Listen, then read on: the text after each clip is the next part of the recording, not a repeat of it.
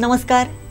कोकणचं number 1 महाचॅनल Kokansad live आयोजित एक विशेष कार्यक्रम मतदान देगा देवा यामध्ये तुम्हा सगळ्यांचं मनपूर्वक स्वागत आहे. कणकवली विधानसभा मतदारसंघ अत्यंत राजकीयदृष्ट्या प्रभावी आणि राजकीयदृष्ट्या असा संवेदनक्षम असा मतदारसंघ. या मतदारसंघातून मागच्या निवडणुकीला म्हणजे 2019 मध्ये एका व्यक्तीने भाजपला अत्यंत टफ फाईट दिलेली होती. संपूर्ण राज्यामध्ये शिवसेना आणि भाजपची युती होती, परंतु राज्यामध्ये असा एकमेव मतदारसंघ होता की जिथे शिवसेना आणि भाजप एकमेकांच्या समोर उभे ठाकले होते. आणि त्यावेळेस शिवसेनेच्या मार्फत उमेदवारी दिली होती सतीश सावंत यांना. याच सतीश सावंतांनी की ज्यांनी या जिल्ह्यामध्ये शिवसेनेचं जिल्हा प्रमुख पद भूषवलेलं आहे, जिल्हा परिषदेचं अध्यक्षपद भूषवलेलं आहे, जिल्हा बँकेचं अध्यक्षपद भूषवलेलं आहे, त्यांनीच या कणकवली विधानसभा मतदारसंघातून भाजपच्या समोर उभं ठाकण्याचा देखील एक वेगळा असा त्यांच्या दृष्टीने अत्यंत धीटपणे घेतलेला हा निर्णय होता आणि तो त्यांनी सक्षमपणे पेलवलेला देखील होता. अशाच व्यक्तिमत्वाबरोबर आज आपण बातचीत करणार आहोत या विशेष कार्यक्रमात मतदान देगा देवा. सावंत साहेब, तुमचं खूप खूप स्वागत आहे. धन्यवाद. नमस्कार. सगळ्यात महत्त्वाचं म्हणजे जसं मी सांगितलं की मागच्या विधानसभा इलेक्शनच्या वेळेस आपल्या राज्यातला एकमेव विधानसभा मतदारसंघ होता की जिथे युती धर्म असताना देखील दोन्ही युतीतले मित्रपक्ष एकमेकांच्या समोर होते. मुळात आधी तो जो निर्णय होता तो घेण्या इतपतची पाळी का आलेली? यामध्ये महाराष्ट्रामध्ये 2019 मध्ये सेना बीजेपीची युती होती, पण ज्या पद्धतीत नितेश राणे, मातोश्री असेल, माननीय पक्षप्रमुख उद्धवजी ठाकरे असतील यांच्यावरती ज्या पद्धतीने टीका करत होते, ठाकरे कुटुंबावर टीका करत होते, शिवसेनेवरती टीका करत होते, त्यामुळे उद्धवजी यांचं स्पष्ट म्हणणं होतं की आम्ही त्या ठिकाणी नितेश राणे काँग्रेसमध्ये असून त्यांना भारतीय जनता पक्षात जर तुम्ही घेत असाल तर त्यामध्ये आम्ही काम करणार नाही आहोत. त्यामध्ये नितेश राणे सोडून जर तुम्ही दुसऱ्या कोणालाही भाजपची उमेदवारी देत असाल तर आम्ही शिवसेना म्हणून आमचा त्याला पाठिंबा असेल. आणि त्यामधनं सुद्धा भारतीय जनता पक्षाच्या पक्ष नेतृत्वाने तो त्या ठिकाणी उद्धवजींचा विरोध जुगारून त्यांनी त्या ठिकाणी नितेश राणेंना काँग्रेसमधनं प्रवेश दिला आणि त्यांना उमेदवारी दिल्यामुळे उद्धवजी ठाकरे एकदा जो निर्णय घेतात त्या निर्णयाशी ठाम राहतात. आणि मला वाटतं मी त्यावेळीसुद्धा नारायण राणेंच्या स्वाभिमान पक्षात होतो आणि स्वाभिमान पक्ष त्यांनी विसर्जित करून तो त्यांनी भारतीय जनता पक्षामध्ये विलिनीकरण केलं. आणि त्यांनी तो भारतीय जनता पक्षात विलिनीकरण केल्यामुळे ज्या शिवसेनेमध्ये माझी राजकीय कारकिर्दीची 1997 मध्ये सुरुवात झाली त्या शिवसेनेमध्ये मी जाण्याचा निर्णय घेतला. आणि उद्धवजींनी मला वाटतं निवडणुकीला 15 दिवस राहिले असतेवेळी मला शेवटच्या दिवशी AB फॉर्म दिला. आणि म्हणून महाराष्ट्रामध्ये 288 मतदारसंघामध्ये सेना आणि BJP अशी युती असूनही एकमेव लढत महाराष्ट्रामध्ये झाली. आणि त्या 15 दिवसामध्ये जवळजवळ 57,000 मतं मला त्या मतदारसंघामध्ये मिळाली. पूर्णपणे राणे कुटुंबियांना त्या मतदारसंघामध्ये घरोघरी फिरावं लागलं, आर्थिक प्रलोभनं त्यांना दाखवावी लागली आणि शेवटी त्यांना तो आर्थिक प्रलोभनं दाखवून पैसे वाटप करून त्यांना तो त्या ठिकाणी जुन्या भारतीय जनता पक्षाच्या पदाधिकाऱ्यांमुळे त्यांना तो त्यावेळी विजय मिळाला. पण त्यांना जे वाटत होतं की आपल्याविरुद्ध 20,000च्या पुढे कोण जाणार नाही, तिथे त्या ठिकाणी शिवसेनेला 57,000 मतं जी आहेत ती त्यावेळी मात्र पडली. आणि सन्माननीय उद्धवजींनी जो निर्णय घेतला होता त्या निर्णयाशी उद्धवजींनी ठाम राहिले. असं असताना आता तेव्हा शिवसेना आणि भाजप हे आमनेसामने होते. कालौघामध्ये अनेक बदल झालेले आहेत, राजकीय बदल देखील भरपूर झालेले आहेत. जे फक्त पक्ष एकमेकांच्या समोर होत्या पक्षांमध्ये सुद्धा शकलं पडलेली आहेत. आज शिवसेना 2 भागांमध्ये विभागली गेली आहे, राष्ट्रवादी 2 भागांमध्ये विभागली गेली आहे. आज महाविकास आघाडीमध्ये देखील एका पक्षाचा एक भाग अशा पद्धतीने एकत्र करून एक गठबंधन झालेलं आहे. मग आता समजा इलेक्शन जर लढवायची असेल तर ही जी काही समीकरणं आहेत, राजकीय समीकरणं जी बदललेली आहेत ती तुम्हाला तारक ठरतील का?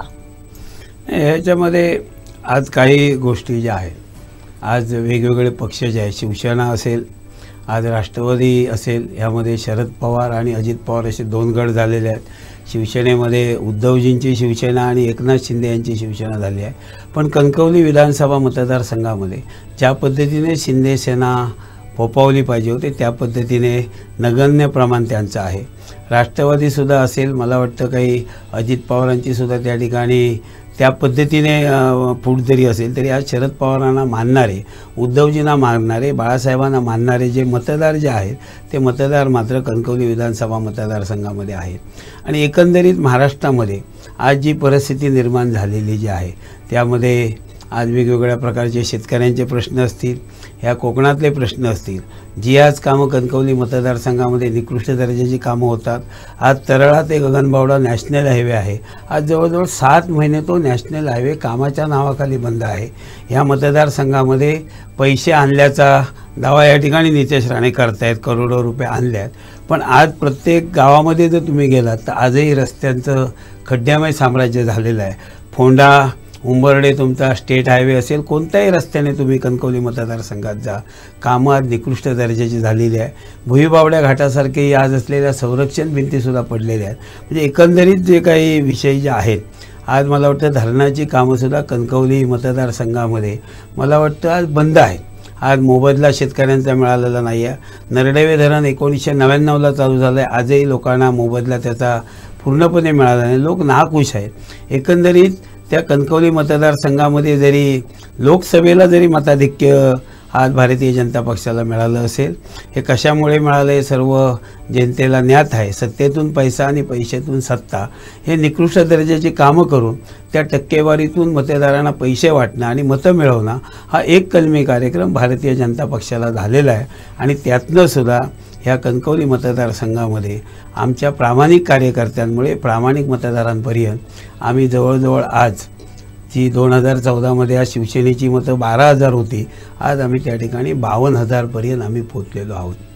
आणि म्हणून ह्या असलेल्या राजकीय परिस्थितीमध्ये जर विचार केला, नितेश राणे यांची असलेली या मतदारसंघातली कार्यपद्धत असेल, त्यांची वेगवेगळ्या प्रकारची वक्तव्ये असतील, काँग्रेसमध्ये असतेवेळी मुस्लिम समाजाला गोंधळण्याचं काम त्यांनी केलं, आणि आज भारतीय जनता पक्षामध्ये गेल्यानंतर मी हिंदूंचा गब्बर आहे आणि म्हणून मुस्लिम समाजाला सुद्धा ज्या पद्धतीने ते सांगतायत, चुन चुन के मशिदी में जाएंगे और चुन चुन के मारेंगे. आज कोणताही प्रत्येकाला स्वतःचा धर्म हा प्यार आहे.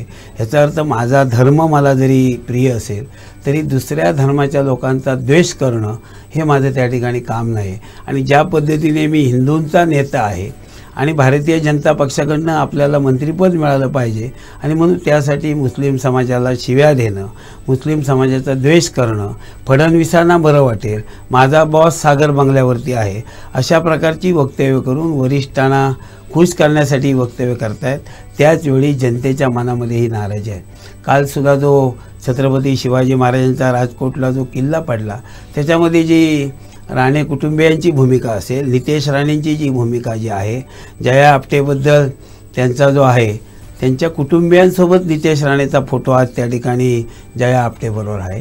आणि आज मला सांगा की जे गृहमंत्री सांगत होते, या महायुतीचं सरकार सांगत होते की आम्ही दाऊदला फरफटत आणणार, जे दाऊदला फरफटत आणण्याची भाषा करताय ते जया आपटेला का आणत नाही आहे? जर नितेश राणेंचा जया आपटेबरोबर फोटो असेल तर नितेश राणेंना ह्याबद्दलची चौकशी करा की जया आपटे महाराष्ट्रामध्ये कुठे आहे, काय कुठे आहे. आणि एवढं असून जर जया आपटेला हे पाठीशी घालत असतील, आज छत्रपती शिवाजी महाराजांचा पुतळा कोणती आपत्ती किंवा सुनामीसारख्या लाटा येऊन पुतळा पडलेला नाही आहे, तर ह्या कामामध्ये जो भ्रष्टाचार केला आहे आणि सरकार आणि बांधकाम खातं हे नेव्हीकडे बोट दाखवत आहे. आणि एका बाजूला पंतप्रधान माफी मागतायत, पण आज देशाचे पंतप्रधान माफी मागत असते वेळी आज असलेले राज्याचे उपमुख्यमंत्री, गृहमंत्री मात्र एका शब्दानेही माफी मागत नाही आहे किंवा त्या मालवणच्या घटनेला येऊन स्वतः प्रत्यक्ष पाहणी करत नाही आहेत, मुख्यमंत्री पाहणी करत नाहीत. एकंदरीत ह्या सगळ्या गोष्टीचा आज शेतकऱ्यांच्यामध्ये चीड आहे, शिवप्रेमींमध्ये चीड आहे. आणि म्हणून लोकसभेला ज्या पद्धतीने महाराष्ट्रामध्ये महाविकास आघाडीच्या बाजूने वातावरण असतेवेळी ह्या ठिकाणी नारायण राणे हे त्या ठिकाणी उमेदवार असल्यामुळे माझी शेवटची निवडणूक आहे अशी भावनिक साथ त्यांनी घातली आणि त्यामुळे त्या सहानुभूतीचा फायदा असेल आणि काही आर्थिक प्रलोभनाचा फायदा असेल म्हणून हे मताधिक्य त्यांना लोकसभेमध्ये मिळालं. पण उद्याच्या विधानसभा ज्यावेळी ऑक्टोबर-नोव्हेंबरमध्ये होईल त्यावेळी मी ठाम सांगतो आहे ही लोकसभेचं वातावरण या ठिकाणी राहणार नाही आहे. ह्याच्यामध्ये विजय जो आहे हा निश्चित या ठिकाणी महाविकास आघाडीच्या उमेदवाराचा होणार आहे.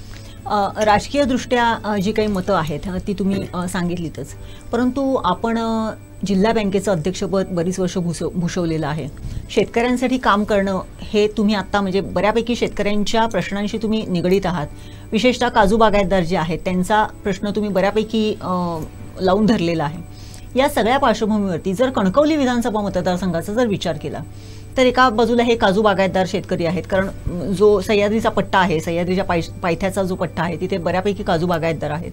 ह्या बाजूला मच्छीमार आहेत की जे देवगड बंदर आनंदवाडी प्रकल्प की जे गेली कित्येक वर्ष प्रलंबित आहे. अनेक प्रश्न आहेत मच्छीमारांचे की जे अजूनही ते त्या प्रश्नांच्या उत्तरांच्या शोधात आहेत. या सगळ्या पार्श्वभूमीवरती या सहकार क्षेत्रातला अनुभव किंवा तुम्ही एक शेतकऱ्याचे स्वतः शेतीप्रधान गावातून आलेले आहात, स्वतः तुम्ही एक शेतकरी आहात, या सगळ्याचा अनुभव तुम्ही कशा पद्धतीने बघता? ह्या विधानसभा मतदारसंघाच्या अनुषंगाने तुमचं व्हिजन काय आहे? नाही, व्हिजन आज ह्यामध्ये जे आहे रस्ते नळ योजना करणं, रस्ते करणं किंवा लाईटचे पोल टाकणं, लाईट देणं ही कामं आता माझ्या माहितीप्रमाणे असलेल्या सरकारी खाक्याप्रमाणे ती कामं होणार आहेत. पण मुळात आज या ठिकाणी ह्या जिल्ह्यामध्ये असलेल्या मतदारसंघामध्ये आज चांगल्या प्रकारे आपल्या कोकणाच्या दृष्टिकोनातून काजूसाठी परिस्थिती आहे.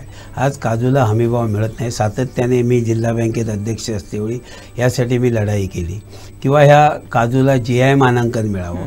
आंब्यासाठी आज जे काय हवामान आधारित जे काय परिणाम होत आहेत आणि आज आंब्यामध्ये जे आंबा बागायतदारात पूर्णपणे अडचणीत आहे. ह्यामध्ये मला वाटतं कणकवली विधानसभेचे जे आमदार आहेत, मला वाटतं विधानसभेमध्ये कधीही त्यांनी आवाज उठवलेला नाही आहे.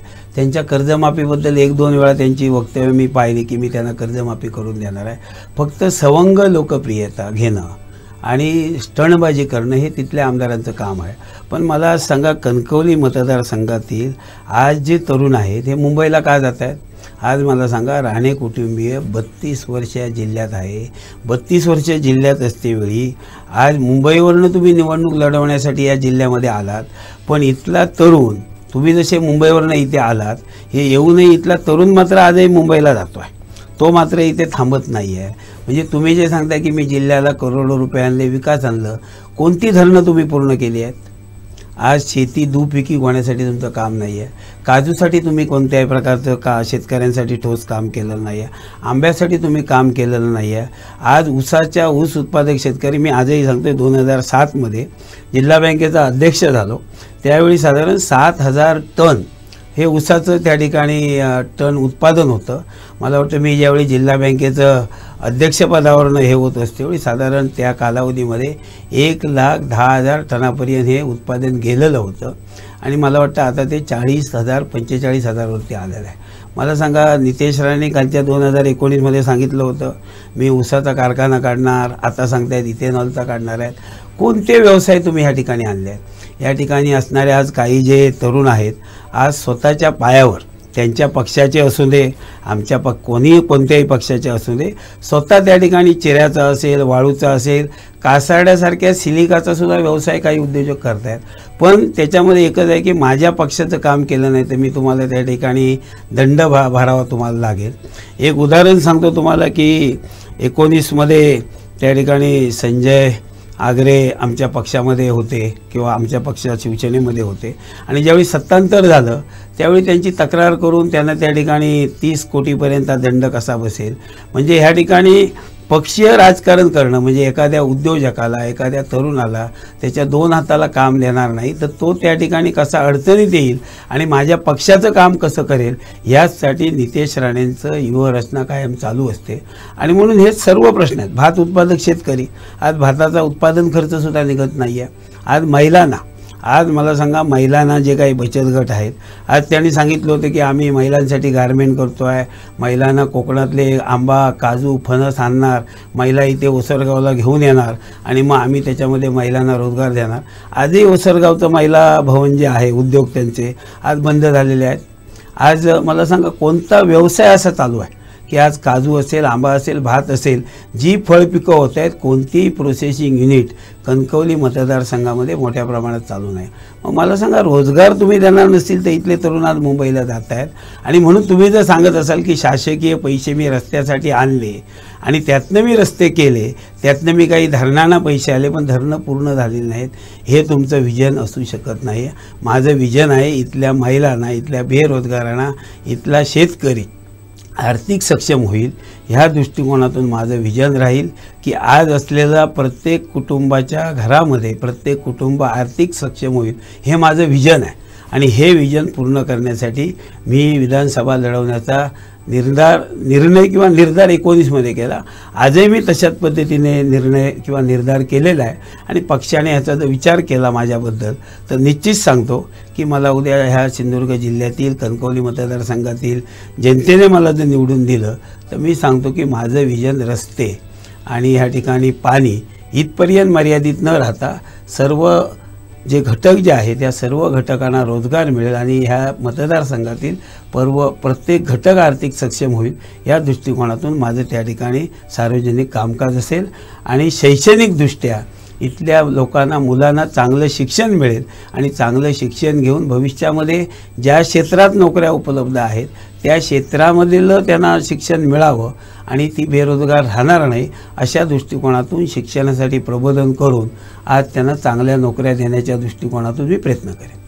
आता ज्याप्रमाणे तुम्ही सांगितलं की तुमचं विजन काय आहे, कणकवली मतदारसंघ हा एक तसा धगधगता मतदारसंघ आहे.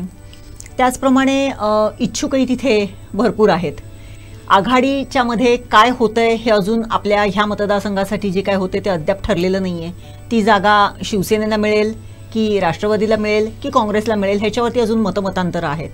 उद्या समजा ह्या आघाडीच्या धर्मामध्ये समजा ती जागा अन्य पक्षाला कुठेतरी गेली किंवा जसं प्रत्येक ह्याच्यामध्ये की बाबा राणे फॅमिलीला टफ फाईट देणारा तिथे कोणीतरी सक्षम असा त्यांना जर पक्षाला वाटलं की बाबा ह्यांना नको आपण ह्यांना तिथे देऊया, अशा पद्धतीचं जर उमेदवाराचा जर बदल झाला तर तुम्ही अन्य कुठल्या मतदारसंघातून निवडणूक लढवणार आहात का किंवा कसं? नाही, ह्यामध्ये मी दोन्ही ठिकाणी जे आहे पक्षाच्या श्रेष्ठींकडे मी 2 ठिकाणी उमेदवारी मागितलेली आहे. यामध्ये कणकवली विधानसभा मतदारसंघामध्ये मागितलेले आहे, सावंतवाडी विधानसभा मतदारसंघामध्ये मागितलेले आहे. हे मागण्यामागची कारणं अशी आहे की मी कणकवलीमध्ये सुद्धा त्या ठिकाणी काम केलेलंच आहे.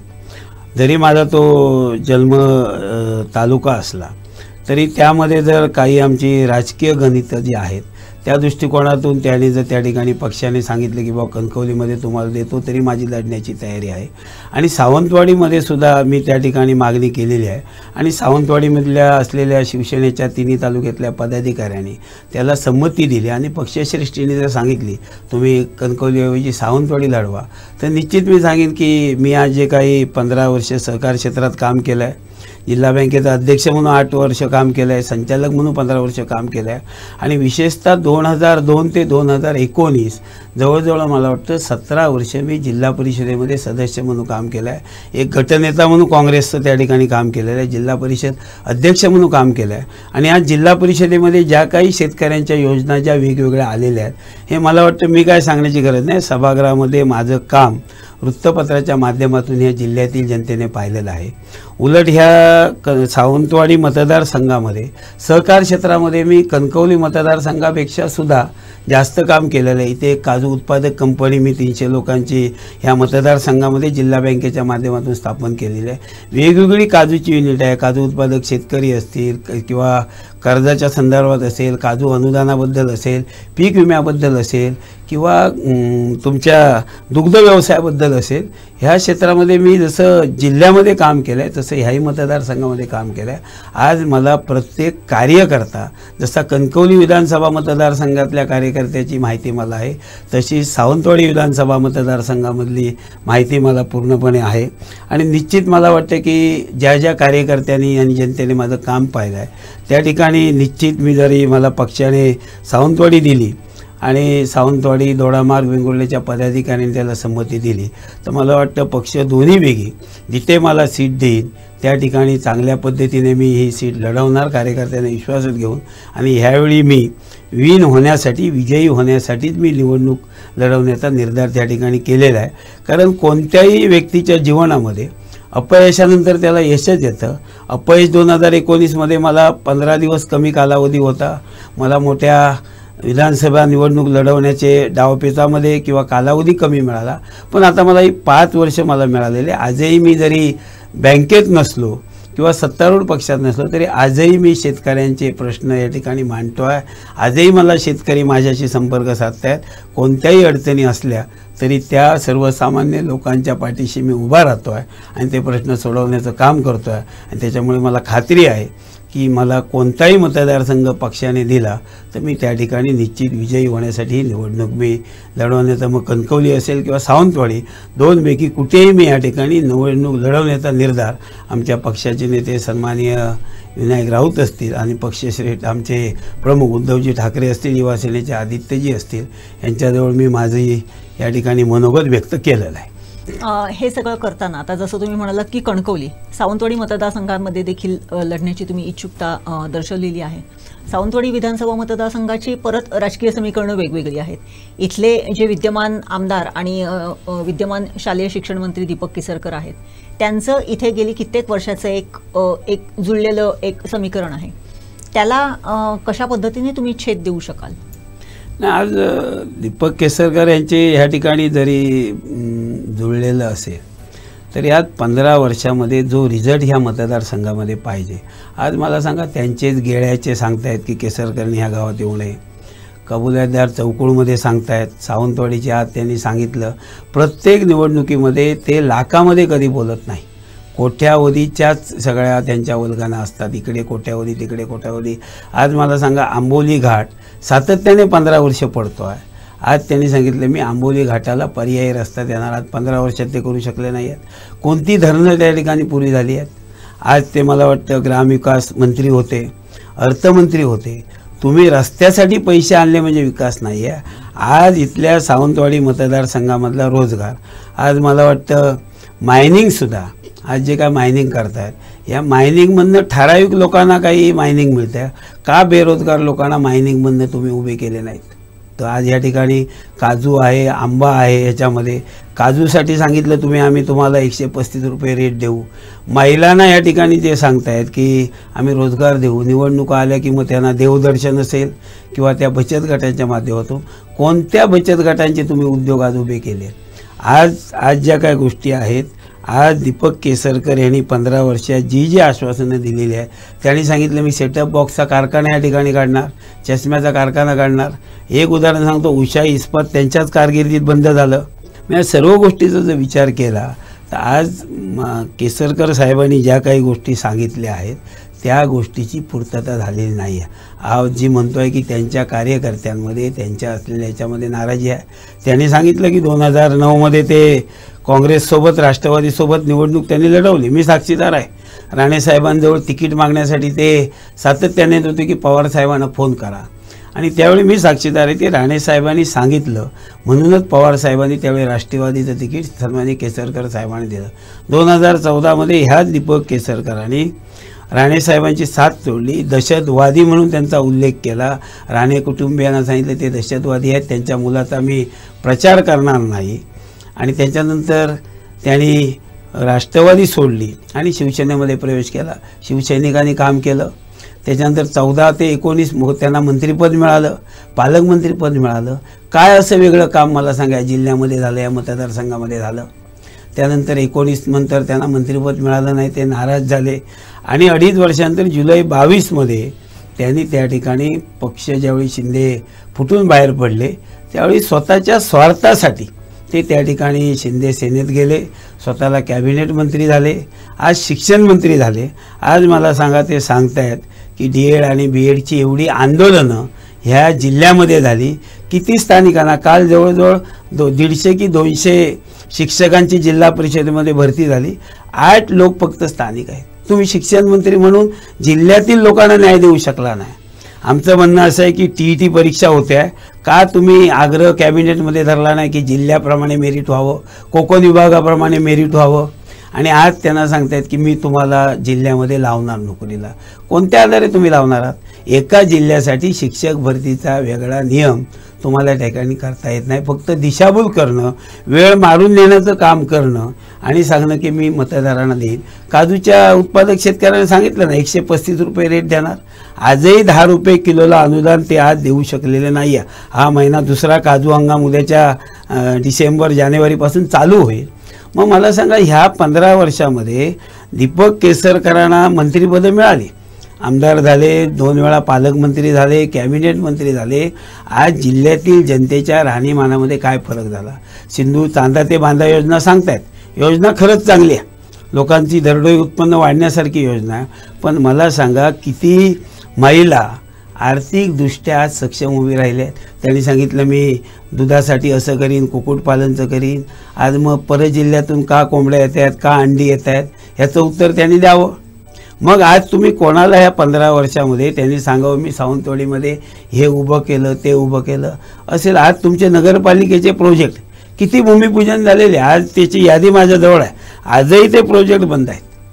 आणि म्हणून ह्या निवडणुकीमध्ये मी तुम्हाला सांगतो की ज्या पद्धतीने केसरकर साहेबांनी गेली 10 वर्ष 2010 पासून राणे साहेबांचा ज्या पद्धतीने दहशतवाद असेल द्वेष केला, भारतीय जनता पक्षाचा सुद्धा त्या ठिकाणी द्वेष केला, फक्त सोयीनुसार राजकारण करणं ह्याच्यामध्ये त्यांचा हात केसरकर साहेबांचा कोणी धरू शकत नाही.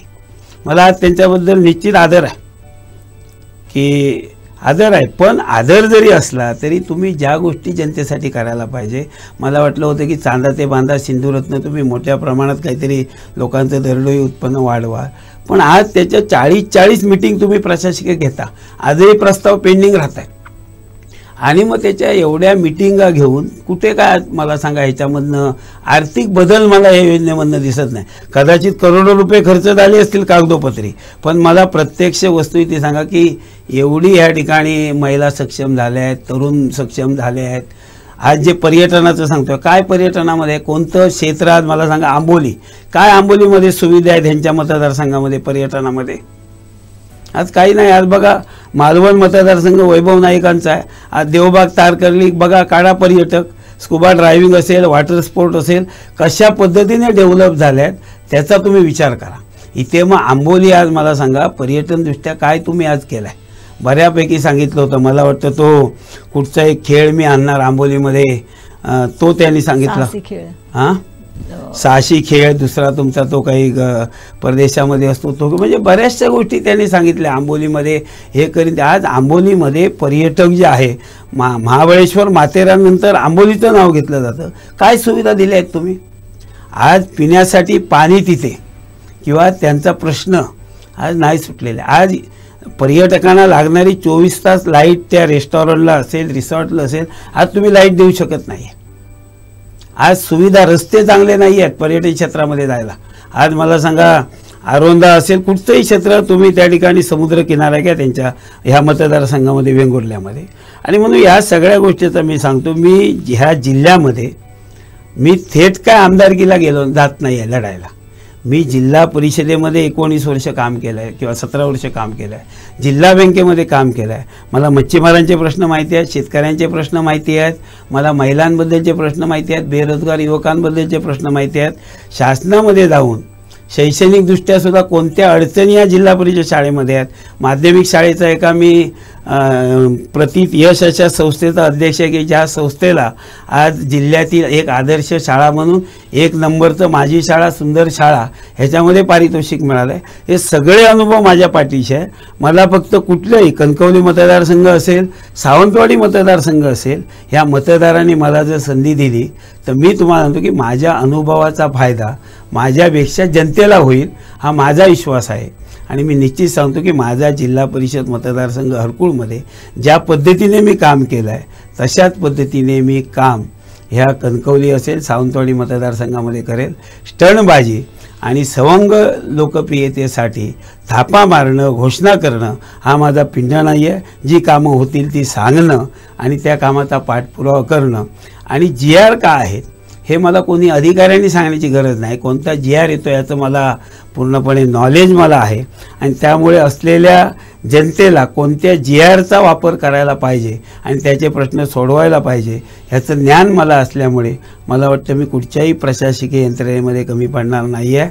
आणि म्हणून सांगतोय की जरी केसरकर ह्या ठिकाणी 15 वर्ष काम केलेलं असेल तरी माझा स्थानिक स्वराज्य संस्था सहकार क्षेत्रातला ज्या शिवराम भाऊनी सोबत मी जिल्हा बँकेमध्ये काम केलं ते केशवरावजी राणे असतील, सहकार क्षेत्रातले शिवरामभाऊ जाधव असतील आणि सन्माननीय नारायण राणे असतील, यांच्यासोबतसुद्धा जवळजवळ 20 वर्ष आणि आता विनायक राऊतांसोबत 5 वर्ष, सर्वांसोबत मी शिवसेनेमध्ये सर्व प्रकारचा अनुभव मला या ठिकाणी आहे. आणि इथली केसरकरांबद्दल असलेली जी नाराजी आहे त्या नाराजीचा फायदा आणि जनतेमध्ये जो काय रोष आहे त्या रोष असलेला त्याचा फायदा मी घेईन. आणि जरी 15 वर्ष केसरकर या ठिकाणी लढवत असेल, मला जर पक्षाने आणि इथल्या कार्यकर्त्यांनी संधी दिली तर मी तुम्हाला आज सांगतो तुमच्या स्टुडिओमध्ये की मी ह्या ठिकाणी माझी विजयी जी मुलाखत असेल तीच मुलाखत द्यायला मी या स्टुडिओमध्ये तुमच्या येईन, एवढं मी तुम्हाला ठामपणे सांगतो. नक्कीच. गणेश चतुर्थी आहे, घरोघरी बाप्पा विराजमान झालेले आहेत. बाप्पांकडे काय मागणं मागाल, काय तुमचं? मी बाप्पाकडे एकच मागणी करेन की माझ्या सिंधुदुर्ग जिल्ह्यातील जी माझी जनता आहे, माझे बेरोजगार युवक आहेत, माझ्या ज्या महिला आहेत, माझे शेतकरी आहेत, माझे जे सरकारी नोकर जे आहेत, ह्यांना चांगलं सुख समृद्धी आरोग्यदायी ही गणेश चतुर्थी जाऊ दे. आणि त्यांच्या ज्या मनोकामना स्वतःबद्दल असतील, इतरांबद्दल त्यांच्या ज्या चांगल्या मनोकामना असतील, ही पूर्ण करण्याची ताकद ह्या गणपतीने देऊ दे. आणि ह्या जिल्ह्यामध्ये जे जे विद्यार्थी आज शिक्षण घेत आहेत त्यांचं चांगलं शिक्षण, कारण ह्या ठिकाणी बुद्धीची देवता म्हणून सुद्धा गणपतीजवळ आपण पाहतो आहे आणि म्हणून गणपतीने सुद्धा आमच्या ह्या सर्व विद्यार्थ्यांना चांगली बुद्धी देऊन निश्चितच त्यांचं शैक्षणिक जे त्यांची जी कालावधी जो आहे शैक्षणिक त्यांचं जे वर्ष आहे हे त्यांचंसुद्धा यशस्वी होऊ दे. आणि माझ्या जिल्ह्यातील तमाम सर्व घटकातील जनता ही ह्या ठिकाणी आर्थिक समृद्धी होऊ दे, अशाच प्रकारची मी माझ्या गणरायाजवळ प्रार्थना करतो आहे. एकूणच आपण बघितलं की युती धर्म असताना देखील संपूर्ण महाराष्ट्रामध्ये एकमेव कणकवली मतदारसंघामध्ये शिवसेना आणि भाजप हे समोरासमोर उभे ठाकलेले होते. अशा वेळेस निसट्टा पराभव त्यांनी पत्करलेला होता किंवा त्यांना पत्करावा लागलेला होता. इतक्या वर्षामधला सहकाराचा, कामाचा, जिल्हा परिषदेतल्या कामाचा अनुभव पाठीशी असताना त्यांनी एक मत अत्यंत ठामपणे व्यक्त केलेलं आहे की मला कुठूनही उमेदवारी मिळू देत, कणकवली मतदारसंघातून असू देत किंवा सावंतवाडी मतदारसंघातून असू देत, मी कुठूनही विजयी होण्याच्याच दिशेने आणि त्याच ठामपणे मी या मैदानात उतरलेलो आहे. आणि निश्चितपणे त्यांनी पुढचंही सांगितलेलं आहे की माझी विजयी उमेदवार असलेल्याची जी मुलाखत असेल ती देखील ह्याच तुमच्या स्टुडिओमध्ये होणार आहे. ह्या त्यांच्या ज्या भावना आहेत, त्यांनी जी काही मनोकामना केलेली आहे ती फलद्रूप हो अशी आपण बाप्पाकडे प्रार्थना करूया. कोकणचा नंबर 1 महाचॅनल कोकणसाद लाईव्ह तर्फे आयोजित मतदान देगा देवा या विशेष कार्यक्रमामध्ये आज सतीशजी सावंत आले. त्यांनी आपल्या या मतदारसंघाच्या संदर्भातलं असलेलं व्हिजन, ते काय करू शकतात, ते कामं काय करू शकतात याचं असलेलं व्हिजन या संदर्भामध्ये आपल्याबरोबर दिलखुलासेशी चर्चा केलेली आहे. या त्यांच्या सगळ्याच चर्चेच्या अंती त्यांना त्यांच्या या कार्यामध्ये यश मिळो अशी प्रार्थना करूया. इथेच थांबूया. धन्यवाद.